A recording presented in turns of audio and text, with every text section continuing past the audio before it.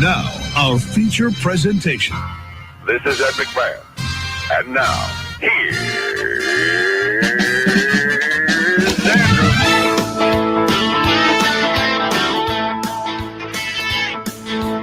Andrew Z. Call up that Andrew Z. I said Andrew Z. In the morning, it's time to wake up. Andrew Z. In the morning, yeah. Come on. What's up, everybody? It's Thursday, December 17th, 2020, the year of our Lord. Good morning, Angela Maria. Good morning, everybody. Demetrius Nicodemus is here. He says, outside Gina. Chris Tiefel. It's kind of light today. It's all right. We'll get it done. Get it done. Here we go.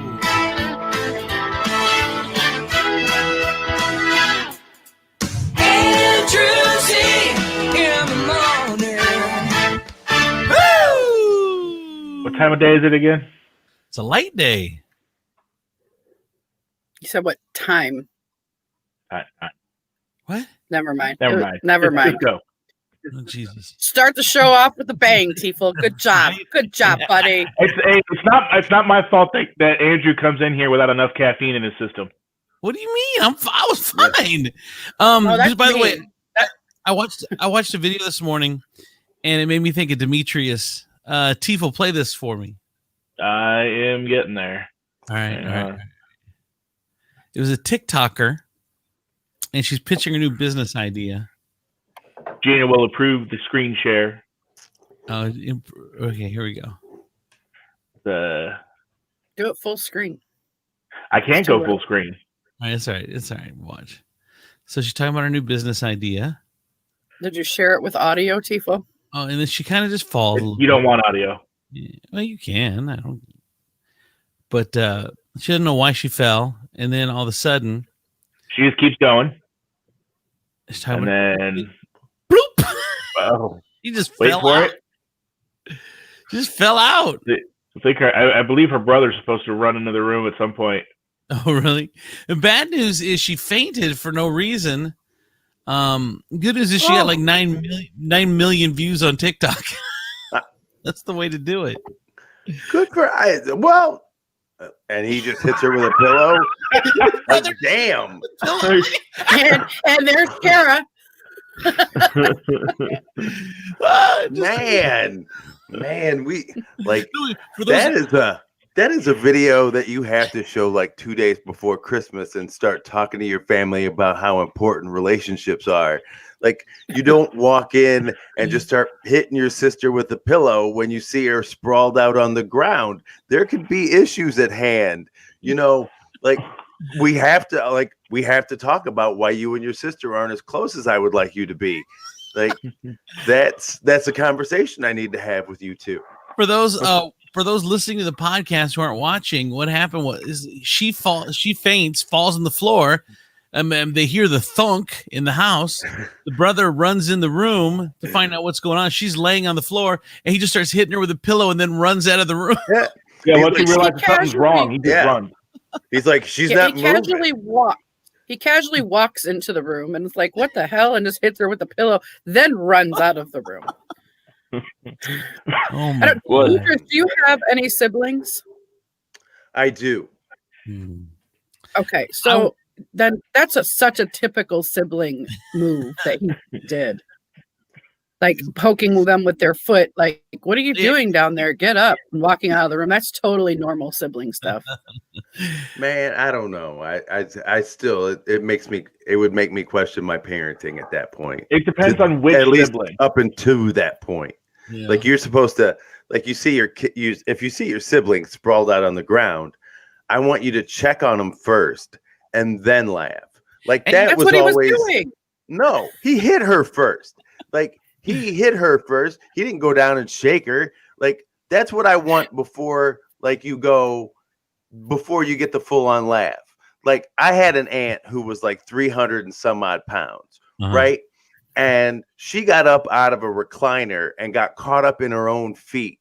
Now, at that size and at my age, I was like 15, and she fell, and like time and gravity kind of slowed down, and I watched her look at me and go, "Oh shit." And then she hit the ground and kind of like bounced, and then, but my first instinct was to say, "Are you okay?" Right. And then she was like, and then I laughed, then I laughed. And then I got an ass whooping because my mom was like, "That wasn't appropriate. You need to go into another room and do that." But Jesus. Yeah. But it's just I checked first and then I went into humor. Right. Why is it so much funnier when fat people fall? Dude, I don't know. It's like even the earth isn't prepared for it, so it tries to slow them down. It's like we can't take this impact all at once. Here's what happens. The reason is because it happens so slowly because they're just slow moving. They have time to try to figure out, like they never, it never works, but they think of a way, like, can I catch something? Can I not fall? Can I? And it just. Have you ever like desperately grabbed at the air thinking this time it will thicken up, it'll be a handhold? So I say that as a fat person that falls all the time. Like, it is funnier when I fall. I expect people to laugh when I fall. Why? Because like skinny people and kids pop right back up. I know. Like they just pop back up. When a big person falls, it takes them a moment to compose themselves and like kind of figure out where all the weight has been distributed and if anything's like broken. Like a skinny person and a kid will go, "I'm all right." See right there, and I'll say the good thing about being a fat person is there's less likely something broken. Yeah, shock absorber. True. There's a lot of weight coming down on it. I fall down the stairs all the time. Like every house I've ever lived in with stairs, I am always falling downstairs, guys. Always. Like I fell down. Have you ever my looked friend at Dub and been like, "We need a ranch." No, often. I want a ranch style home. It's not me, it's him. Like, he's terrified. He's like, "That's how you're gonna die. That's how I'm gonna lose you. Yeah, I'm gonna find you at the bottom of some stairs somewhere." Because especially if I'm carrying something, like if I'm trying to carry laundry down the stairs. I fell at my friend's house. I was carrying a basket of laundry down her front stairs, and I like fell, and the laundry ended up upright and like 5 feet away from me. Like, I must have threw it, like, "Save the laundry." Just threw the laundry, and I ended up like laying in her yard. So we've been best friends for like 35 years. So she of course took pictures while she was laughing hysterically while I laid there, and I'm like, "Are you taking pictures?" And she's like, "No," and she's totally taking pictures. See, that was like back in the day when nobody could take a picture without somebody knowing it because it made a noise. Like it was like click or a flash, poof, and you're like, "No, I just knew what she was doing." Yeah, I just knew because she's an asshole. So I knew. So that was anyway. So that's funny. Oh, and then when you fall down the stairs, it seems like you just hit every step and you're bumping and you're. Dude, that doesn't matter what size you are. Like, I will tell you, I was carrying Cohen down the steps, down my front steps, right? I get halfway down the steps and I lose my balance. And I didn't think, it wasn't save myself. I have this boy in my arms and I didn't think I need to throw him towards the couch. All I was thinking about was him not getting hurt. And so I fall upright down these flights of steps. My knees hit every step. Boom, boom, boom. And then it stops on the non-skid mat that we have in the house. Dude, I look like I'd been given blowjobs and truck stops. in parking. That's what my knees looked like. It was the worst. I looked like it was my first day as a lot lizard, and I didn't know that I was supposed to invite myself into the cab. Like it was a train wreck. Oh, and then he looked at me and he goes, "Daddy, you saved my life. And I went, yes, I did. And he still refers to that moment. That was a moment that's ingrained in him. Back when I was 18, living in Nebraska, my sister caused me to break my leg. And if she's listening, she knows exactly what I'm talking about. My father came home and he had a box of like 5 or 6 reams of paper, and then he had beer. And he handed me the paper because apparently he didn't trust me with the beer. I was like, take it down to the basement. And so my sister at the time, the laundry was she's down not in the your basement. sister anymore. Well, she was my sister. Was there like a legal process? My sister at the time. But sister at the time. There's a vacancy now. But she would. There was the laundry was in the basement, so she would just throw her clothes down the basement steps rather than walk them down into the basement. Oh my God! And so I'm carrying this big ass box of a bunch of reams of paper, and I'm coming down the steps, and I slipped on a pair of her chonies. And it just fell right down the stairs into the basement and broke my leg. How long ago was this? And at what point are you going to realize that this was your fault? How is it my fault? Because you just can't look, man. You have to watch where you are walking. I was watching where I was walking. No, evidently you still hold her responsible for your leg breaking. Well, yeah, because if she would have been slightly slightly responsible, she wouldn't have had clothes all over the stairs for me to have to try to avoid like a minefield. Is this new behavior? Was that day the first day she started throwing laundry down the steps? Yeah, it doesn't matter. It's still her fault. I broke my leg. I do. It was her chonies, her fault.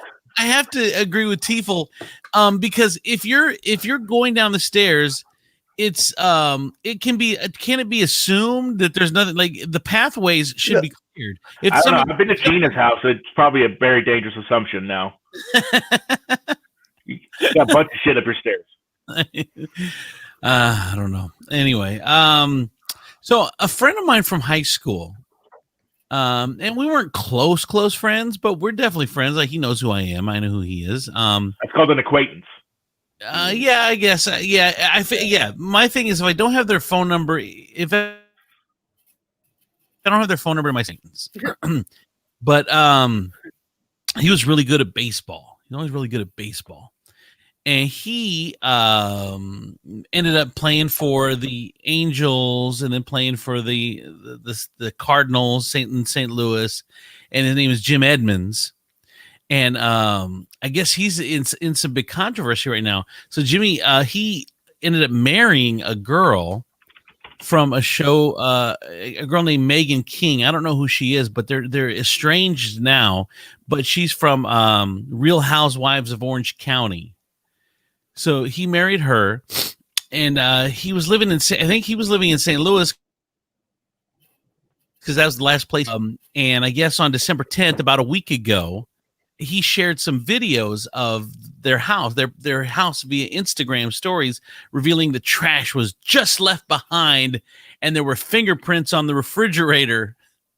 And King shared a quote via social media about creating a happy home. So this is her reply to his, saying the house is filthy. She says, "My home is filled with toys, has fingerprints on everything, and is never quiet." The quote, "My hair is usually a mess, and I'm always tired, but there's always love and laughter. In 20 years, my children won't remember the house or my hair, but they will remember the time we spent together and the love they felt." So really, she turned on him, made him look like a real asshole.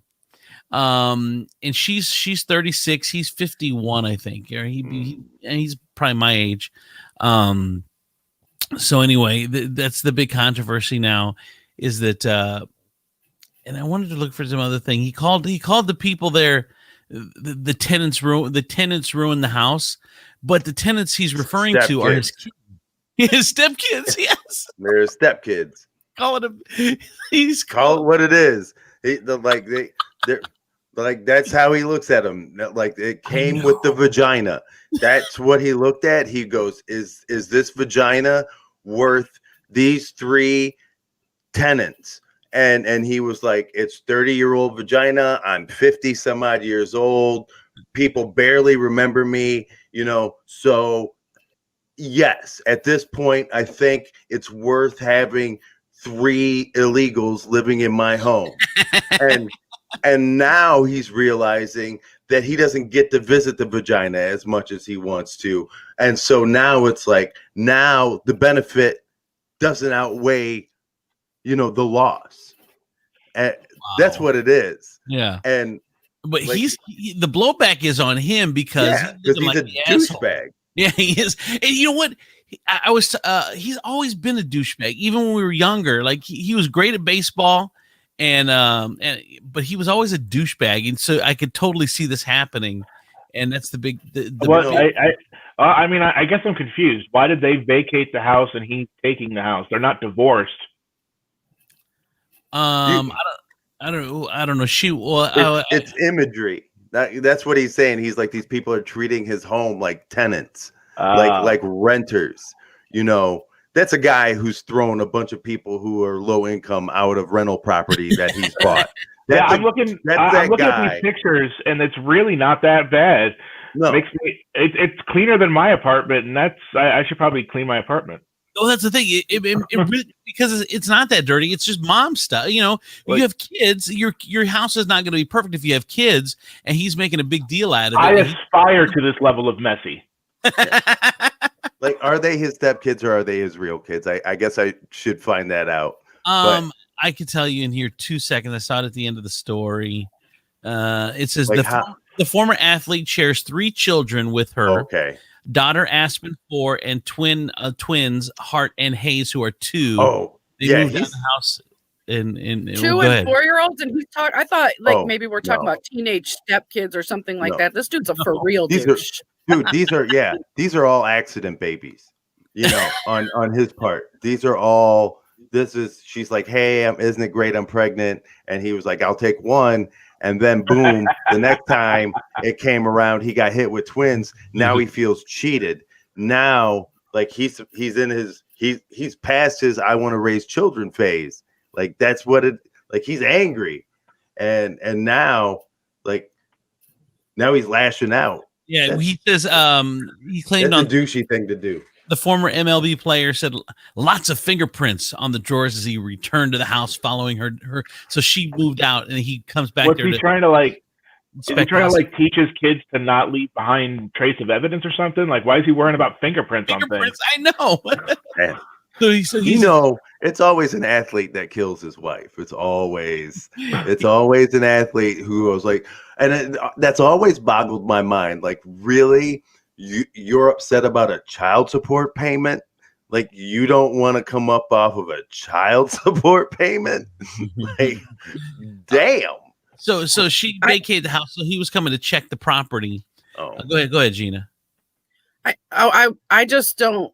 Fingerprints on stuff would be fabulous because I can't get the boys to lift the toilet seat and piss in the toilet at this point.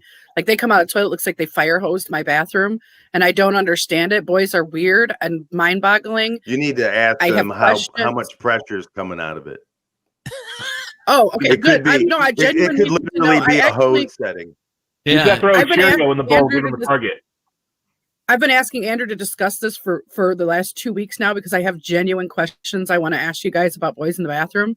But I wish that was the only problem. Like, if I was the wife and he came in after me with all the kids, it would be WTF in every room of the house. Like, every 3 feet, he'd be like, what the fuck?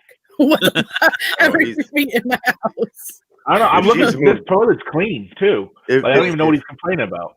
If she's moved out and taken, there's an angrier divorce issue going on rather than like, I can't believe the toddlers that we created has left fingerprints everywhere, so I just know there's something a lot deeper, like maybe her boyfriend Javier, who used to put chemicals in the pool.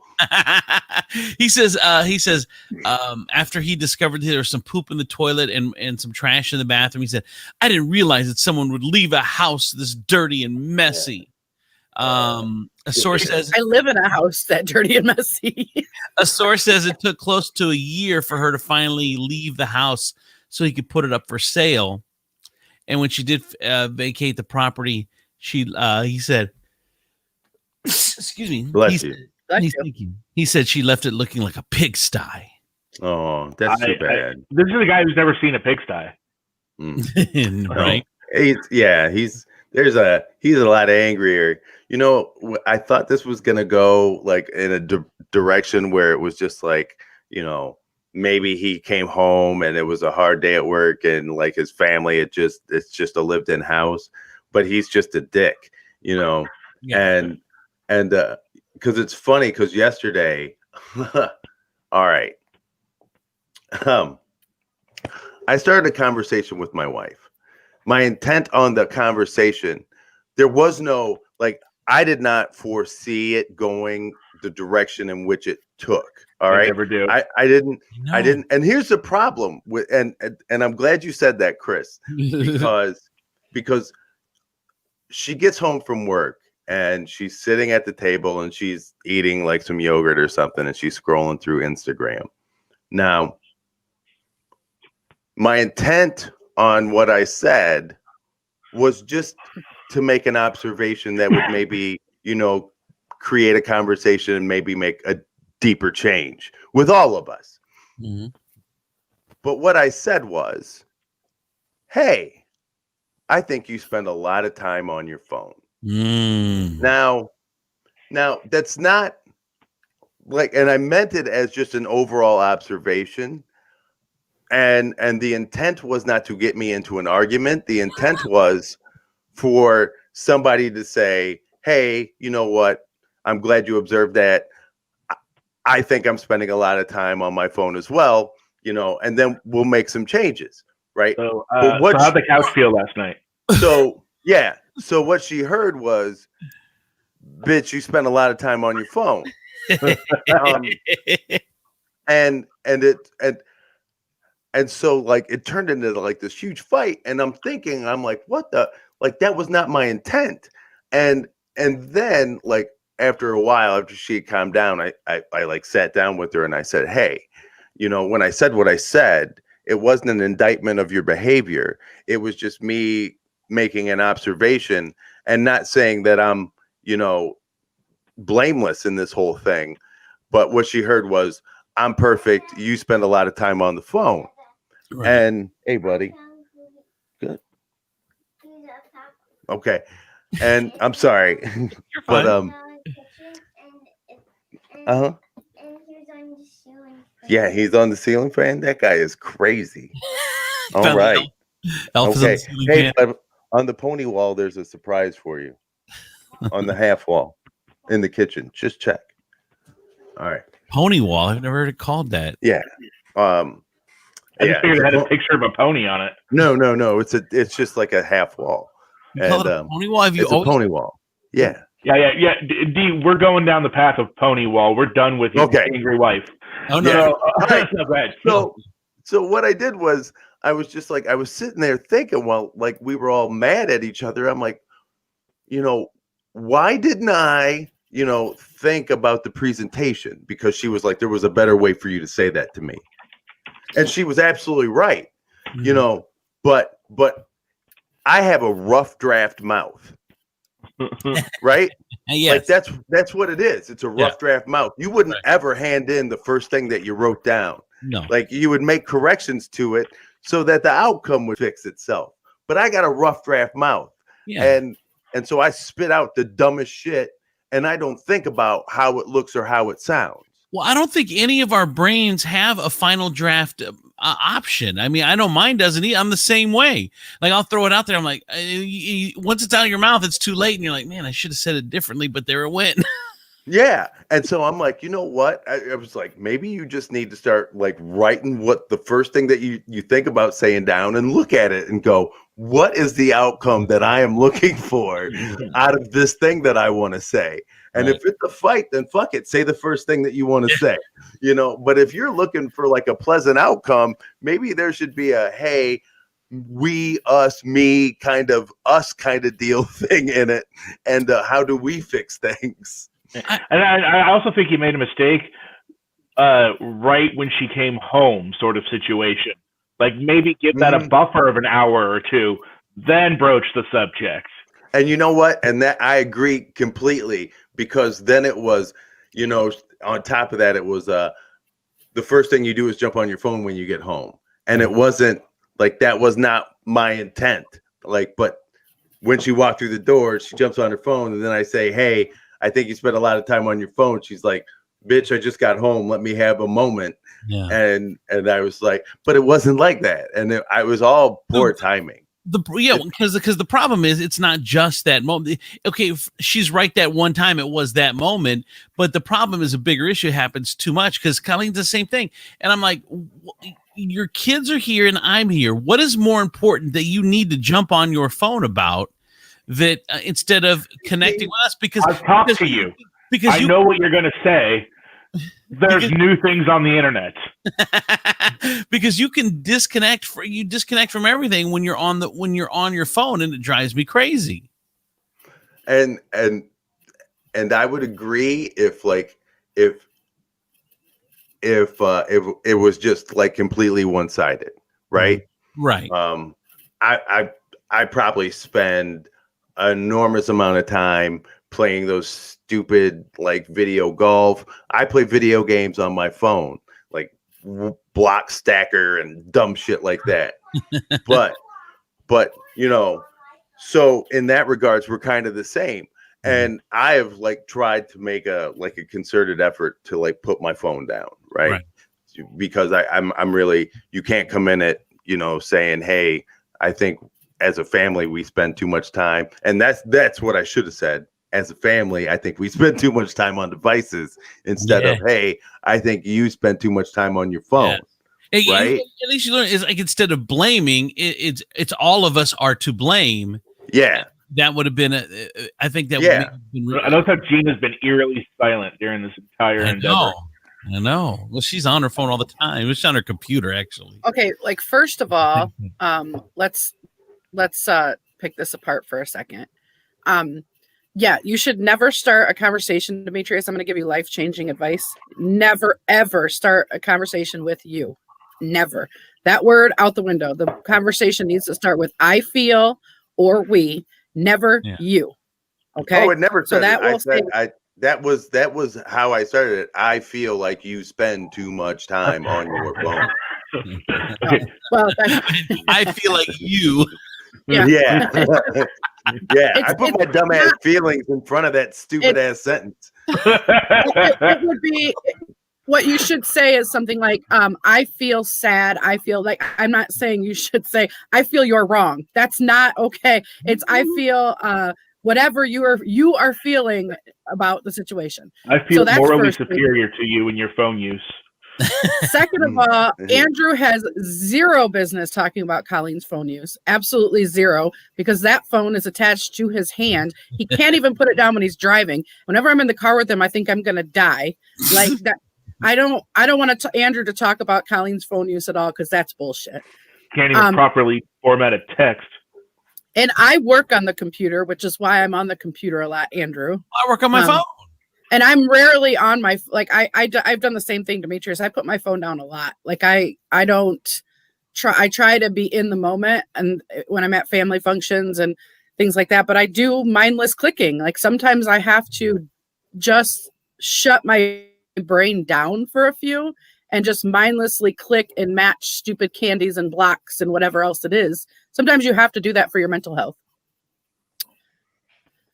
I don't think I've ever heard a commercial spot for Candy Crush that tied it in with mental health. Like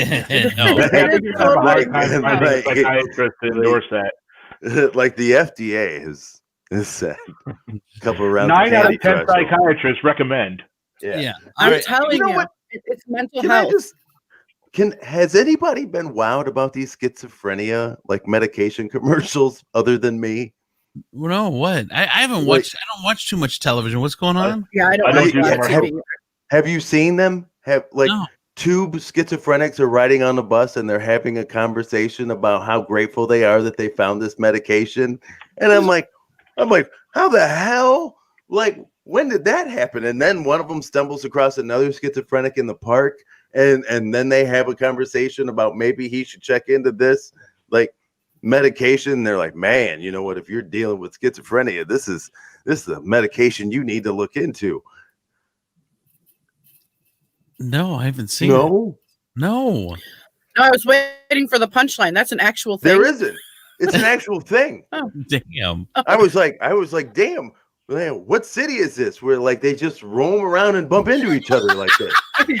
Like, calm down. How do they know to get on the same bus? Like, and at what point did they know they were both schizophrenic and that they could have a conversation about their medication? Like, how did that happen? I'm glad the world is a much more open place where they can discuss their mental illnesses in weird places. We're all four of them speaking to the air. Like, how did that happen? It's interesting you say that. Like, at least they weren't taking a bath outside, like with the Cialis commercial. Yeah, that's just a weird thing. Because I think they watch more TV. Yeah. Without an erection, I really can't enjoy my foresty, outdoorsy bath. All right. So I wanted to say, what did I want to say? And I forgot. Oh, well, anyway, I guess I had my mom, first of all. Thanks, Mom. Love you. Yeah, what are you doing up at 4 a.m.? She heard the message. She got the warning, Chris. Yeah, she knows. You heard yesterday's show. Also, if you get a chance, share this feed on your page. Please hit like or whatever. Interact a little bit. That helps us out a lot. Okay, so it's super important. All right, Gina, you were talking about. So Gina grew up, or she raised rather, 2 girls, and then within the last couple months, 3 girls. Yeah, within the last couple months. Yeah, Kayla. So within the last couple months, now she's added 2 young boys to the whole mix, and I talked about this the other day. Boys are way different than girls. Way different. And Gina, you're starting to learn that. This parenting isn't just parenting, whether it's a boy or a girl. They can be different. Okay, so most things are the same as far as kids go. Like most things are pretty much, but a couple of things are the biggest thing is the bathroom. It's mind-boggling to me. Like, I have to ask them, I'm like, what are you guys doing going in there and helicoptering while you're peeing? I don't even understand how do you get pee in the places that there is pee? Like, none of it makes any sense to me. I don't know how to teach boys how to pee. I don't have a penis. I don't know what they're doing wrong. Tell them to sit down. Well, they might even do that. I don't know. What I know is I have finally talked them into lifting the toilet seat. So they at least lift the toilet seat now, but they leave it up. But my daughters are like, Mom, they never put the toilet seat on. I said, listen, I'm not fighting that. I'm not fighting that battle. Like, just put the seat down. And see, Dubs has never, I don't think a single time in 17 years has that man left a toilet seat up. Never. Not one time. My dad never did either. I've never dealt with any. But I don't even understand how this is. I've never understood this battle. We need to seat up. You need to seat down. We check that it's up before we do our business. Why can't you check that it's down before you do yours? You're not listening to me. I don't care about that part. I just said I don't care. I'm not even going to fight that. There's a lot of women that do. I'm just saying it for them. I'm happy now. Well, if they live in the house with a bunch of boys that piss all over the toilet seat, then they're not going. They won't care either. I'm just glad they're putting it up now. But the part that really boggles my mind is peeing on the floor. Like, there's like little drips of pee falling away from the toilet. Are you not finishing? Don't you pee till you're done? Gina, how old are these boys? The pissers are, the 17-year-old's fine. He's fine. The little pissers are 13 and 9. The little pissers. All right. Oh, 13, yeah. It's a broken sprinkler. 13 and 9. Okay. So we got, first of all, the 13-year-old probably, his hands are a little unsteady. He's probably finding himself right now, if you know what I'm saying. Oh, Jesus. So yeah, he probably walks in with the shakes, and And I will tell you, early morning peeing is probably like the most unconscious thing a boy can do. It is the early morning pee. He kind of just puts it into autopilot and goes through the motions. And like handless is he peeing like this? Like no, I don't understand. like just moving side to side. He's just unconscious. He's peeing in the general direction of where he remembered the toilet being. He was like somewhere over here. I don't really know how wide it is. I just know that it's right over here somewhere. And then he listens for the water. He listens to hear the water coming back, like he's hit his target, like splash, splash, splash, splash, splash. You know, there's a different sound that pee makes when it hits the ground versus when it hits toilet water. And that's the echo noise that boys are listening for. They're honing their echolocation skills. Yeah, it's very similar to a dolphin. Yes. So they hear the water and they know that they need to stop moving their waist. This is where they are right now. And then when you start to get off the water, then it gets quiet. You're like, oh, I got to move back. I got to readjust. I either got to move forward or I got to move back. I'm putting too much dip in it, or I've taken too much out of it. I'm losing pressure, which means I have to be cognizant that distance needs to change. You know, as I continue to pee, the bladder loses pressure. And I don't necessarily sometimes make up for that distance that is lost. Because I'm new at this. Yeah, I'm new. You know, it's I'm new at this. You had a penis your whole life. You're not new. This is not new. And then I want to say this. Dubs is probably pissing all over that place too and blaming it on those boys because he's never had an opportunity to do it since he's known you. So this is probably like his wet dream right now is being able to he can piss on the ceiling. He can poorly glue together mugs and blame it on these boys. Like it's gonna be awesome for the next few months that they're there. I don't understand. I do also feel like Demetrius failed on one aspect of that explanation. What's that? He's 13. There's going to be a little other, as he said, he's discovering things. Yeah, don't touch his sock. Yeah, there's going to be a little after pee, and that's usually like a broken sprinkler, and that could account for some of it. Yeah. Yeah, it's when he's pushing his urethra trying to open up again. Because even to this day, you don't know. Do you force yourself when you're almost done? Do you force yourself to stop? But you don't know. Do you got to stand there a little longer to make sure it all gets out? Like you'll close the dam, but you got to realize once you walk away, the dam it's gonna involuntarily open, and you're gonna have some extra pee come out. That's called incontinence. That's the word depends for that.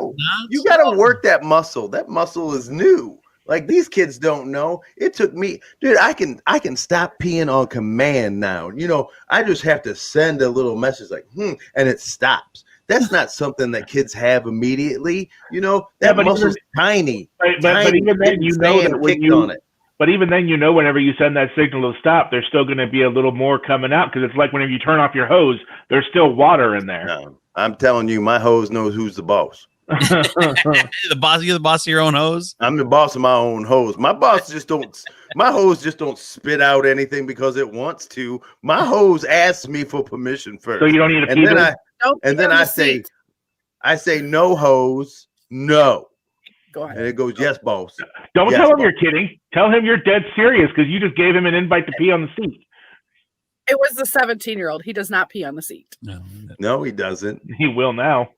So the East Coast is dealing with a nor'easter. We missed it. We just got a little dusting, but we basically are in the clear when it comes to snow. But the West Coast or the East Coast rather got hit pretty hard. Foot and a half of snow. And then there's a place in Jefferson County, and I want to find the Is it the story I mentioned yesterday about the snow day? Did you already read the letter? You didn't read the letter. I didn't read the letter because I found it was unnecessary for the story as a whole. Oh man, it's a great letter. In West Virginia, He said that letter did not meet his journalistic standards to be noted in the story. I gave the reason from the letter why he did it. You don't need 2-3 paragraphs to say we want kids to be kids for a day and take a break, which is all the letter says. And this is why they stopped using Blade. One at a time. Oh, go ahead, D. This is why they stopped using Blade reporters on the real news. Like when they would go, and now here's the Blade writer who wrote that story, and they go, well, I did not find anything was necessary until there was, and you're like, holy shit, bro, do you have any, like, what does it look like in the bullpen when you guys all write? What were you going to say, Gina? Obviously, your story didn't work out well. None of us remember you telling it, so you should have threw the letter in. He actually started playing the music right when I was in the middle of it because he's, a dick. So it's West Virginia. Because you should have read the letter. This was Mama. This was on Tuesday. They knew they were going to get their first snow on Wednesday. So he preemptively sends this letter out to all the parents and faculty. So here it is. And the guy's name is Bondi Shea Gibson. He's the superintendent. Dear Jefferson County Schools community, for generations, families have greeted the first day of the year with a first snow day of the year with joy. It's a time of renewed wonder and all the beautiful things that each season holds. A reminder of how fleeting a childhood can be. An opportunity to make some memories with your family that you hold on to for life. For all of these reasons and many more, Jefferson County Schools will be completely closed for tomorrow, December 16th, in honor of the first day of the snow year, or the first snow of the day of the year. Closed for students, closed for virtual, closed for staff. It has been a year of seemingly endless loss and the stress of trying to make up for that loss. For just a moment, we can all let it go of the worry of making things up for the many things we've missed by making sure this is the one thing our kids will not lose this year. So please enjoy a day of sledding and hot chocolate and cozy fires. Take pictures of your kids in snow hats they will outgrow by next year. And read books that you've wanted to lose yourself in but haven't had the time. How the heck much time do they think a 24-hour period is? We will return to the serious and urgent business of growing up on Thursday. But for now, go build a snowman. Sincerely, Superintendent. Isn't that great? I love that. That's essentially what I said yesterday. Dude, it's all messaging. I mean, like if he came out and was like, look, my teachers need a mental health day. Your kids are assholes. Like that wouldn't have rang. So no, like that bell wouldn't have rang. But if you sit there and you're like, hey, this teacher needs a mental health day too, D. I do too. Like take it. Yeah. First of all, bitch, every day's a snow day in my life. Do you understand that? I live with this little some bitch. I live with him. This is not, you know what? How about this? How about in honor of all the hardworking parents, you open that fucking school up for a day.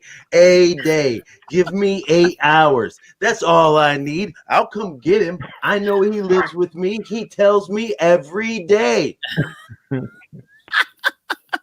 Yeah, I really don't understand this whole snow day thing because they're all virtual. The kids are at home. You're spending all your time with the kids already. There's no, how much more time spending can you get? Dude, just being in the same house isn't spending time. Man, I will tell you how many parents read that letter. How many parents read that letter and was like, shit, go play in the snow. It's cold outside. Shit, go sledding. I ain't going sledding. It's cold outside. Like, there are a lot of things that the cold just rules out. Oh, well, but see, that letter was for good parents, though. Yeah, right. I'm going to the zoo tonight. And Facebook parents. All those parents, all those guys. 32 degree weather. I'm taking all of these heathens to the zoo tonight. Oh man! So cold isn't really a thing. You know, these are for good parents. They're like he was saying. They're like Instagram parents. We're gonna go out. We're gonna do this activity for 5 minutes. I'm gonna get 500 pictures, and I'm gonna post the best ones. And then we're going back inside, and you guys can be on your devices. Just don't rat me out. Dude, you know, there are kids who got that letter who read it and knew what kind of parents they had. They were like, I ain't throwing no snowball at my fucking dad. That ain't gonna be a thing. My mom ain't making hot chocolate. My mom ain't making no hot chocolate. She may make some warm bourbon, but she ain't making no hot chocolate. I know shit. I know my stepbrother Danny don't want to go sledding. Danny got a club foot. Danny don't like being outside in the cold. This ain't my family. That was the letter to the Instagram family. Right. They were like, yeah, Chad got it and was like, he calls his mom Molly. Molly, look what the superintendent sent. And she's like, what, Chad? Is it going to be Instagrammable? And he goes, you know, I don't talk to you about things unless they're not. Oh, my God. All right, so we got a Rona update for you. 3,400 deaths yesterday. We set another record. 3,400 deaths in one day. But of course, a second vaccine is supposed to be ready for use today, or I'm sorry, this week. So that'll be a second vaccine. And here's the cool news. I heard on television that starting in January, there's going to be an at-home Rona test, an instant test that you can buy over the counter. So all these lines you had to wait in are not going to. You're not going to have to worry about it. You can get a test right over the counter. Get your pregnancy test, get your Rona test, get it all together at once from the same place. So get it bundled on Amazon. Make it cheaper. I got a Rona update for you too, Andrew. Huh. So police have discovered how to start using the coronavirus to their advantage. So the sheriff's department in Oberlin, Kansas, has put out the word that local meth is contaminated with the coronavirus, and they'll happily test your meth for you to make sure it's coronavirus free. So they're encouraging people to come bring them the meth. Because that's where meth heads draw the line, is coronavirus. And they're like, man, you know, I've been picking at my face for 16 weeks. But I don't want the coronavirus. And they're even, if you are unable to bring the meth to them, just give them a call. They'll come to you. Wow. That's what their post said. They're just trying to weed out the stupid ones, because those are the ones that blow shit up. Yeah. Exactly. That's what it is. So speaking of the Rona, Tiefel talked about this the other day about how he neglected to read the article about it because he didn't feel it was necessary for the story. No, what he did was he read the article and neglected to play the audio, which was even better because what story are you trying to say? Is he didn't feel it was good for the story. So Tom Cruise goes off. First of all, I didn't have the audio, so excuse me. Tom Cruise goes off on his crew because they weren't following his the strict COVID rules on the set. He didn't restrict me to like 2 minutes at the end of the show. Of Mission Impossible. So here's the audio now. We are the gold standard. You're back there in Hollywood making movies right now because of us. Because they believe in us and what we're doing. I'm on the phone with every studio at night. Insurance companies. Producers. And they're looking at us and using us to make their movies. We are creating thousands of jobs, you motherfucker. Thousands of jobs, you motherfucker. First of all, Tom Cruise yelling, it's so hard to take serious. Like I'm not scared. Like he is so I feel like he had to look up at them while he was yelling. Yeah, like people were just like, oh, look at the tiny man just screaming. Yes! He's screaming at you. Look at the tiny man lost his little tiny temper. Oh, you know what? You know what is impossible, my friend? You scaring me. That mission is impossible.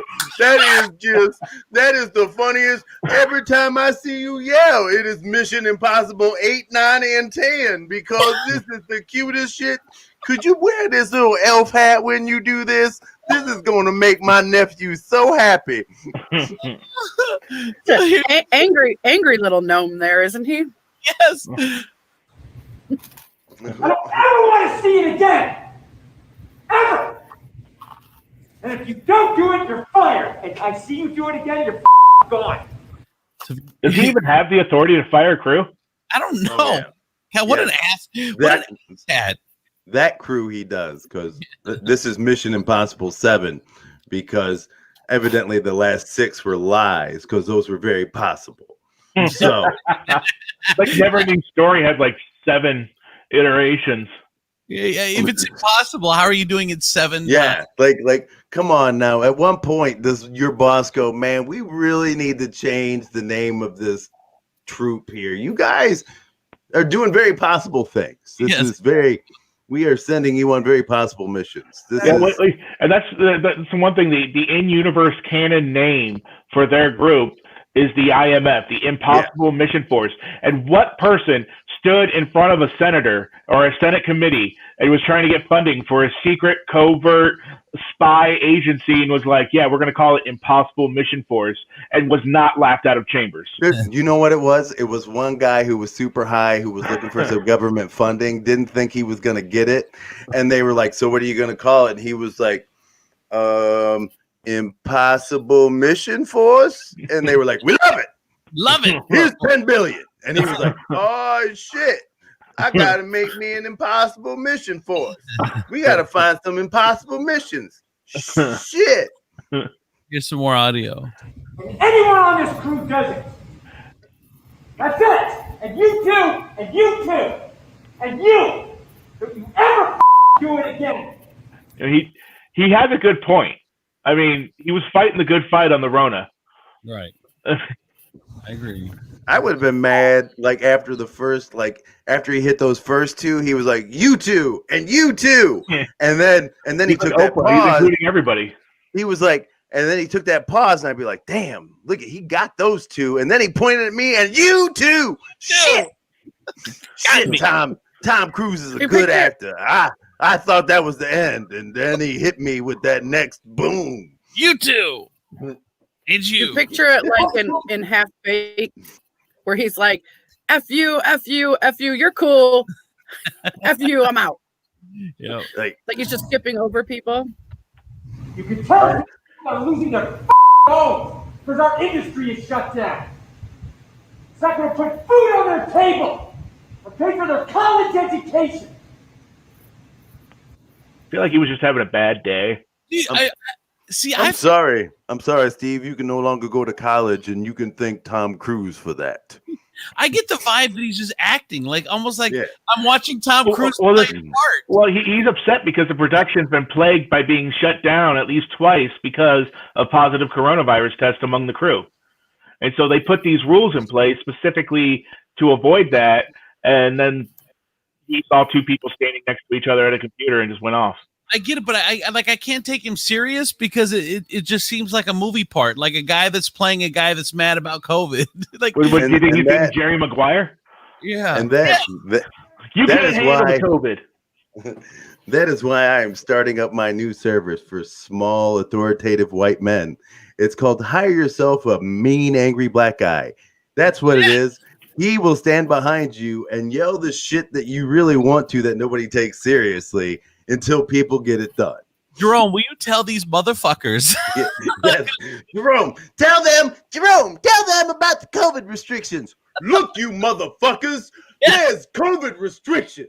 If we got to come down there and fuck all you up, that's right. You tell them that the regulations say that if I have to hire yet one more person to enforce these regulations, I ain't got money to hire these motherfuckers. I got it, Tom. I got it. I'll take care of it. Don't worry. I just want that to be a real thing. I want that to be like a Kickstarter campaign that Hollywood people get behind. hire a scary black dude to deliver your mad rants. Yeah.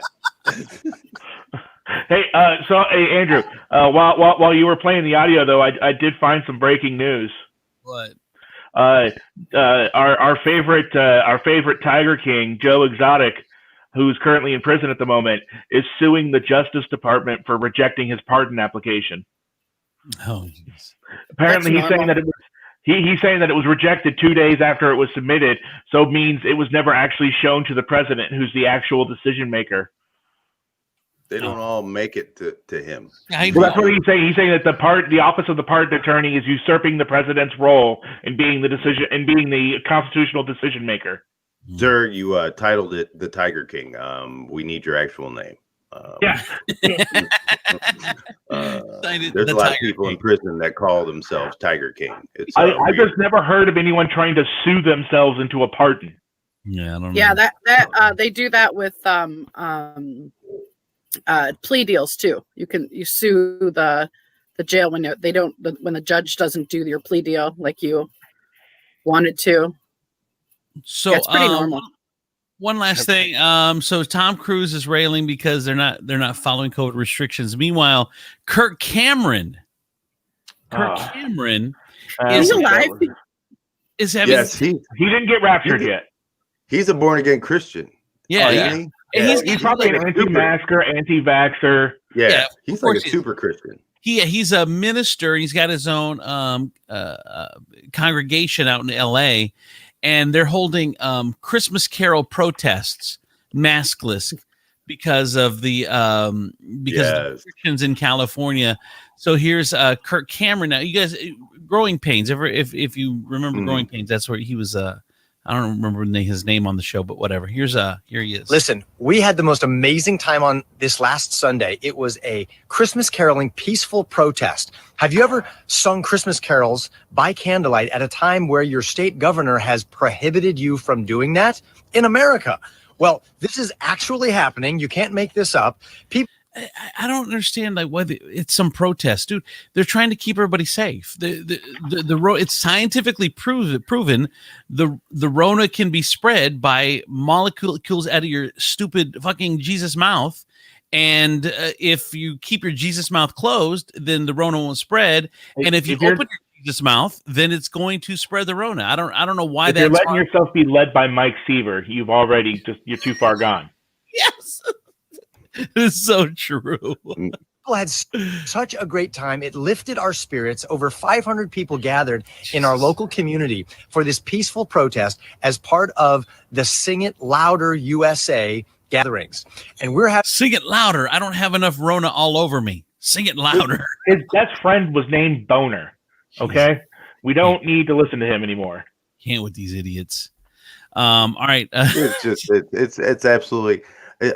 I love how, and I just think this is like every religion, they get to pick and choose the shit that they want to follow.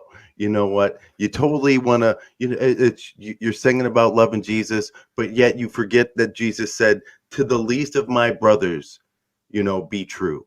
To the least of them, to the most susceptible, to the people who are most at risk, the poor, the sick, treat them with love and respect. But those are the words that you choose to fucking ignore.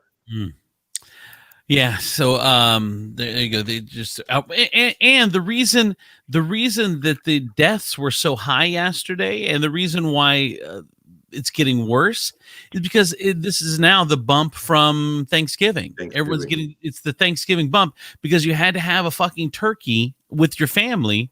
You couldn't take the fucking holiday off. So now we're in the situation because apparently you thought that you were above it all when you can't. It doesn't matter what you think. Science is science. So you can think that the Rona is not going to happen and you're going to be okay. But I can't. I don't know. I feel like that's a little bit the government's fault though on that. I know. Because they didn't shut down air traffic. Look, they couldn't. I mean, honestly, could you imagine? What would have happened? And Mike Seaver would have done then. Yeah, you know what? Everybody's entitled to sit around the table and listen to your drunk Uncle George talk about how Grandpa cheated him out of his inheritance and how Tommy's always been the favorite and why all of a sudden we're not talking about Aunt Gracie and the affair that she had with her dad. That are conversations that everybody deserves on Thanksgiving. Let's go back to Aunt Gracie. What's going on there? I want to have that talk. And by the way, Josh Bondi says, I never get to see you guys live. I always catch up on the podcast. But today, Josh got up a little early and he's getting a little bonus. Hey, Josh. He says, great show, guys. Thank you, brother. Appreciate you following us. Appreciate you supporting the show, man. It's awesome. All right. That's all time we got, you guys. Have a great weekend. We'll see you Monday for Chris Tiefel, Eastside Gina, Demetrius Nicodemus, I'm Andrew Z. You guys have a great day and a great weekend. We'll see you Monday. Bye-bye, everybody.